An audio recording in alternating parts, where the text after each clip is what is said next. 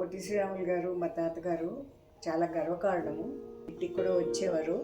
సత్యాగ్రహం స్టార్ట్ చేసే ముందుగా ఇంటికి వచ్చారు. మా నాన్నగారిని అడిగారు, నువ్వు నాతో పాటు ఉండాలి, ఎందుకంటే చాలామంది ఇది పడగొట్టడానికి, అంటే నేను కూడా కూర్చొని ఉన్నా అక్కడ వింటూ ఉన్నా, ఇట్లాగా నన్ను చేయనీయకుండా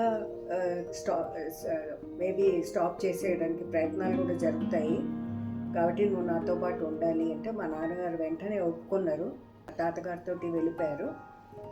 అక్కడ చెన్నైలో సత్యాగ్రహం మొదలు పెట్టారన్న. ఈయన పోయారు 52లో. గొడవలు జరిగాయి. మేము ఎందుకు గర్వకారణం అంటున్నానంటే 58 రోజులు సత్యాగ్రహం చేసి ఆయన ఆంధ్ర రాష్ట్రం గురించి పాటుపడ్డారు. ఆంధ్ర రాష్ట్రం వచ్చింది. మా ఇంటికి చాలామంది వచ్చారనమాట. భాషా ఇది రాష్ట్రాలు ఏదైతే స్టార్ట్ అయిందో ఆ తర్వాత మొత్తం భారతదేశంలో మ్యాపే మారిపోయింది. ఆయన సత్యాగ్రహం చేయడం వల్లనే కదా ఇదంతా జరిగిందని నాకు చాలా ఎంతో గర్వకారణంగా అనిపిస్తుంది.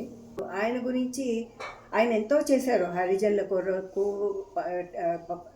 దేవాలయాల్లో ప్రవేశం గురించి కానీ ఆయన చాలా జీవితం అంతా కూడా ఆయన అర్పణ చేశారు. మరి ఆయన గురించి కొద్దిగా ఏదైనా బుక్స్లో ఆయన ఫోటో ఒకటి పెట్టడమే కాకుండా ఆయన గురించి కొద్దిగా రాస్తే వారు ఉన్నారని తెలియడానికి కొంచెం పుస్తకాల్లో కూడా ఉంటే చాలా బాగుంటుంది. పాఠ్య పుస్తకాల్లో ఈ రోజుల్లో కూడా ఇలా జరిగిందా అని చెప్పి వాళ్ళకు కూడా అనిపిస్తుంది అని నాకు అనిపిస్తుంది.